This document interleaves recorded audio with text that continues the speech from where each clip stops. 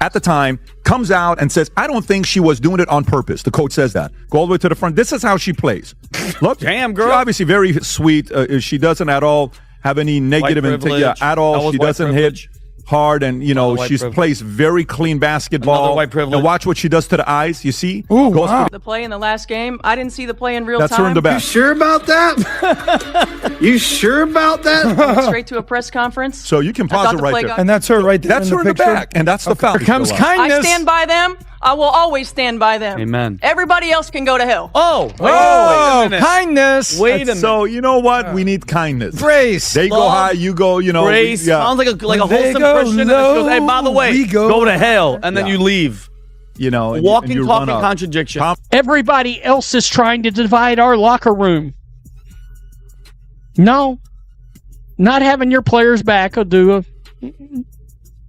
quite the adequate job at doing that. Patrick bet David didn't waste any time. He pulled up the footage, looked straight into the camera, and said what a lot of people were already thinking. Stephanie White saw that play happen in real time, and instead of being honest about it in the moment, she tried to walk it back days later, once the heat got too loud, to ignore. After the Dejanay Carrington clothesline from hell incident the other day, in which she came out and said, oh, Dejanay's she's not a dirty player. She just plays real hard. Blah, blah, blah, blah, blah. I mean, look, she turns into the Charlie Brown teacher pretty quickly with a lot of people. At least with me, she does. The moment I realize she's going to do it again and not back her own player, yeah, I'm out. I got to tell you, one of the most obvious traits of a terrible leader, not taking any responsibility. Here's where it starts. DJ Carrington goes up for what looks like a block attempt on Sophie Cunningham and instead catches her across the neck. Enough that Cunningham drops immediately and needs to be checked on by trainers courtside. It's ruled a flagrant 2 on the spot, and Carrington gets ejected before the broadcast even finishes replaying the hit from a second angle.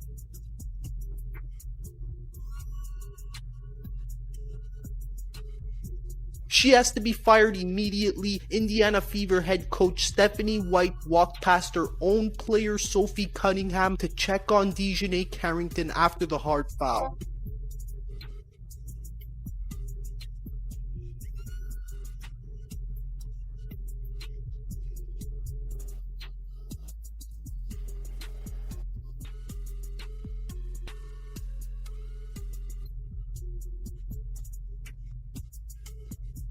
Nobody in that arena needed a slow-motion replay to know that it looked bad if you watch Stephanie White's face on the sideline during the exact second it happens. Her eyes are locked on the play. She's not looking down at a clipboard. She's not turned toward an assistant coach. She's watching it live, right as it unfolds a few feet in front of her own bench. That detail matters, because a few days later, that's exactly the part of the story Stephanie White tried to quietly rewrite. Yeah, I mean, look, it was a hard foul. I don't think that Dejanay intentionally came out to get her across the neck like she did, but it did happen, and I thought it was the right call. But, one of the things about Nay is that she's going to play her butt off, man. She's going to compete. Nobody's going to go walking in for a layup. And so I don't oppose the hard foul, but I also don't think that she intentionally went for the neck. Right after the game, reporters asked Stephanie White about the fall, and she didn't hesitate. She said DJ is going to play her hard out every night, that nobody is walking in for an easy layup against her, and that she personally didn't oppose the hard foul. She even said she didn't think Carrington intentionally went for the neck, despite having just watched the sequence happen from a few feet away. That's not the response of a coach who missed the play. That's the calculated response of someone protecting a player she coached personally for 2 seasons back in.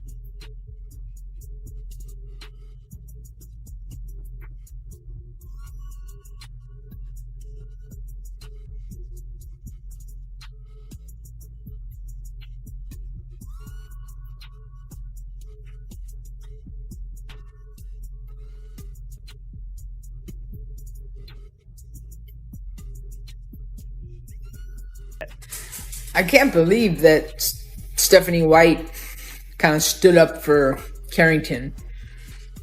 You would never see Cheryl Reeve, Becky Hammon doing this. You may think something, but you sit in a press conference and say that in front of your team?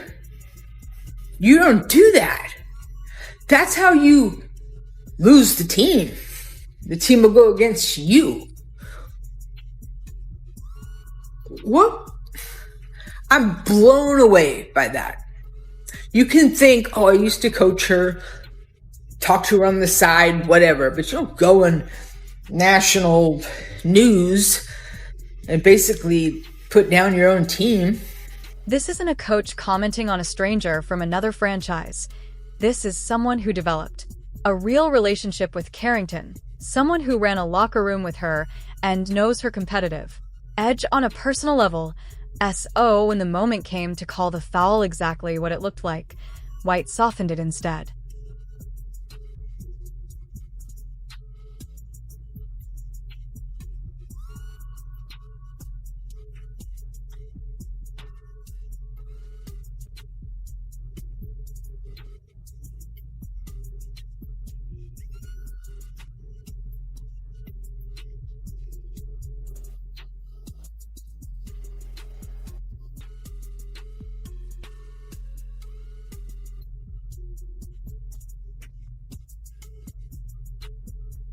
And why is Fever coach Stephanie White defending DeJounte Carrington over her own player?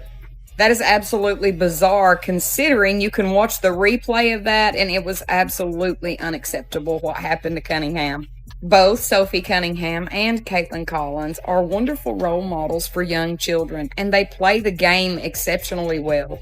Sophie Cunningham said that the hit by DeJounte Carrington was intentional. But Sophie Cunningham's coach sided with Carrington. Carrington is a Chicago Sky Guard that was once coached by White. I just can't understand why the WNBA is not doing more to protect their players. When Stephanie White was interviewed, she said she doesn't oppose the foul, but she definitely doesn't think it was intentional. That Carrington plays her butt off. That's a pretty generous interpretation of what happened to Sophie Cunningham. The reaction to that press conference was immediate, and it wasn't quiet. Fans sitting courtside were audibly upset the moment the replay went up on the Jumbotron. Clips of the hit spread across every platform within hours, racking up millions of views by morning. Analysts started asking the same question on repeat. How does a Flagranger's player get described by that player's own coach as something she doesn't oppose? The louder the criticism grew, the more pressure built on Stephanie White to say something different than what she'd already said. On camera, that mounting pressure directly explains what happened only a few days later, when White suddenly changed her story in front of a completely different set of cameras and a completely different tone to add to that.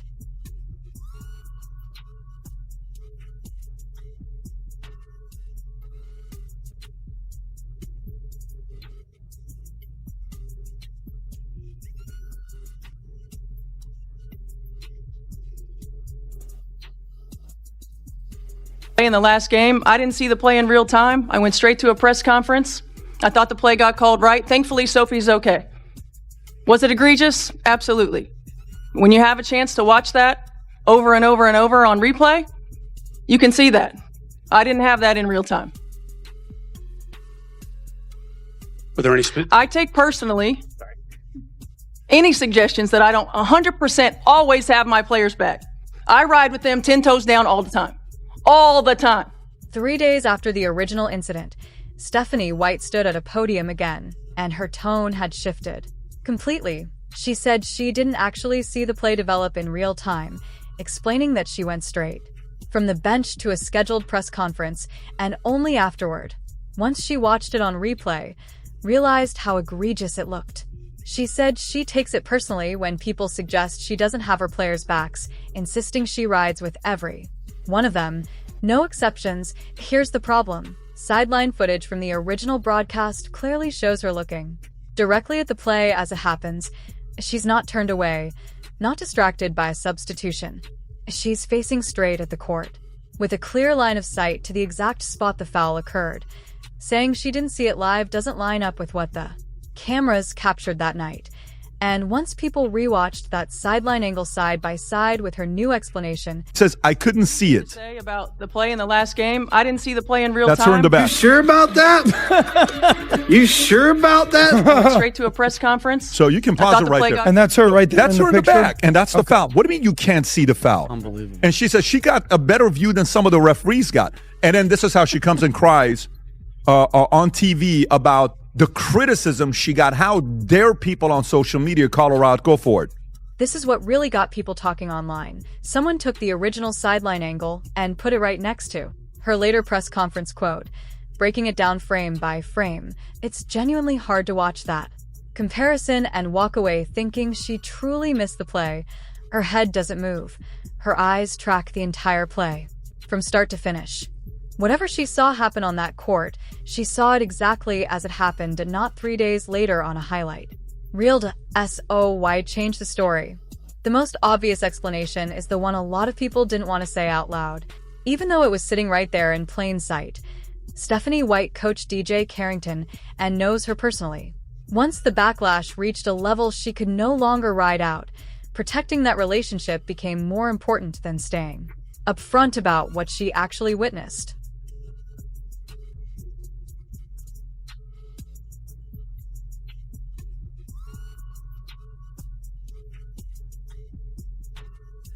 Were there any I take personally any suggestions that I don't 100% always have my players back. I ride with them 10 toes down all the time. All the time. They know that. It's a shame that we can't have an opportunity to talk about what great basketball they're playing. Because they are f***ing playing. The reality is, with me, I will always lead with love. I will always lead with grace. I will always lead with humility. And I will always lead with integrity. Doesn't mean I'll always get it right. I'm also human. The hate, the fear-mongering, the divisiveness, the stuff that's trying to hijack our league will not win. This is the part that exposes the contradiction the clearest, and it's the moment that really lit the fuse online. During that same stretch of press conferences, White raised her voice at the podium and told everyone in the room and everyone watching from home that she stands by her players no matter what, that she rides with them regardless of what anybody else outside that locker room has to say about IT. IT sounded genuinely passionate. It sounded like a coach drawing a hard line in defense of her entire roster against outside noise. But stand by which players exactly, because the player who actually got hurt on that specific play is also one of hers. Sophie Cunningham wears the exact same jersey. She's on the same roster in the same locker room under the same head coach every single day at practice. If loyalty is supposed to run in both directions equally, that same passionate energy should have shown up the moment Cunningham needed her own coach to say the hit looked exactly as bad as it did not 3 full days late, and only after the internet forced the issue into the... And then she put both hands up right after. That's... DJ's not doing things half speed, right? No. Like she's swinging hard and coming back. Now, here's where the pattern becomes impossible to ignore, and it's the exact reason this story didn't fade away quietly. Just days after the Cunningham foul, Carrington was guarding Cecilia Zandalicini of the Golden State Valkyries and caught her directly across the eye while reaching for the basketball. An flagrant was called. No technical either, but the clip spread across social media almost instantly because it looked eerily similar to what had just happened days earlier. Another play where the contact landed on an opponent's face. Instead of the ballpoint, one isolated incident can reasonably be called an accident at a second, nearly identical one. That quickly against a... I mean to put you on the spot. Now here we have her completely so far away from the basketball, just slapping Tiffany Hayes in the face. Let me just reach and see if I could grab some face real quick. Just smacking Tiffany Hayes in the face. Not really that big of a deal. Steph, any thoughts on this one? One of the things about Nay is that she's going to play her butt off, man. She's going to compete. Nobody's going to go walking in for a layup. And Fair enough. Nobody. It didn't even stop there. Later in that same matchup, Carrington also caught Tiffany Hayes across the mouth on another. Heavily contested possession. That's 2 separate hits landing on an opponent's face in a single. Outing stacked directly on top of the flagrant just days earlier against Cunningham. Go back further into her career, and you'll find an entire trail of clips from previous seasons showing a similar recurring pattern. Hard fouls that repeatedly end up making contact well above the shoulders instead of clean plays directly on the ball. That's not one bad night taken out of context. That's a genuine track record, and it makes Stephanie White's original defense, framing it all as she plays harder to take at face value. If this were one aggressive defender having a rough week, it would be easy for fans to move past. She comes in here with performative anger, and I look at it this way. This is not an apology. This is justification, an excuse wrapped in emotion with performative outrage. That's what I think. Wow. And she's glancing at the paper there. Sincere apologies don't need a one-pager that was likely written by, I'll say likely, I don't know, likely written by the Fever PR flack and likely approved by the league. Every statement that goes out here, the league wants the... I didn't even think about the league. Fever, yeah, it needs to clear the Fever PR, but clearing the league, that's an interesting perspective I have not heard yet. Did the league see this before Stephanie went out and did that? It's a very interesting point, Tom. The uproar to stop, but they like the eyeballs. But this is going over the waterfall. And I look at it this way. If I was on the board, I would be saying to the CEO, you know what? I think this thing has gone over the waterfall here, and I think we need to make a change. We need to make a change in leadership. And if I was an owner of the fire her. I would fire her. I would as well. I would say, I don't think that was... You can't back up the players. What are we doing? That's exactly what analysts started pointing out once the second incident against the Valkyries broke online. Commentators who had already been skeptical of White's post-game comments used the Valkyries game as proof their concerns weren't overblown. If Carrington's aggressive style kept resulting in hits to the face and her former coach kept finding fresh reasons to soften the criticism, the pattern stopped being about one hard fouled.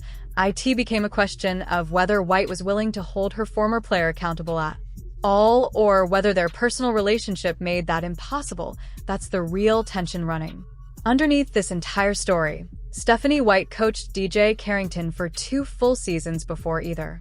One of them ended up where they are today. That's not a small detail, and it's not something fans invented to manufacture drama. When you coach somebody that long, you build real trust at a relationship that doesn't disappear. Once you're on opposite... Every day these women put their on the line. They're not soldiers. They're ball players, man. They don't need to get beat up on the court.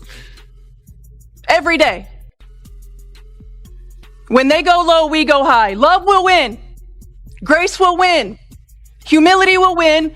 And kindness will win. I stand by them. I will always stand by them. Everybody else can go to hell. Oh, girl. Well, Stephanie, ma'am, clearly you did not stand and back your players who were deliberately being struck on the court. But somehow you made this about you. Somehow you're the victim in all of this. This is about basketball, ma'am. This is not about you. Stop playing the victim. You failed your player as a coach. There's even video out there where you were walking right past her after the stuff happened. And that loyalty, real as it may be, only seemed to point in one direction. Cunningham was the one who actually got hurt. Cunningham was the one who needed her own coach to immediately call the hit dangerous and unacceptable. Instead, the benefit of the doubt went to the player White used to coach, while the player actually on the receiving end of a hit had to wait days before her own head coach even acknowledged how bad it truly looked. None of this requires assuming the worst about Stephanie White as a person. Coaches build real relationships over years, and those relationships shape how people react under sudden pressure, often without them realizing it. But when the footage shows her watching the play live, when her own words afterward don't match the story she told days later, and when a nearly identical pattern shows up again that same week from the same player, it stops looking like an isolated misunderstanding. IT starts looking like a coach who saw exactly what happened, chose to protect someone she used to coach in the moment it mattered most, and only adjusted her story once. The fallout made silence impossible, saying you stand by your players no matter what sounds strong. At a podium, but standing by all of them equally, including the one who got hurt, is very different from quietly picking a side and hoping nobody notices. I think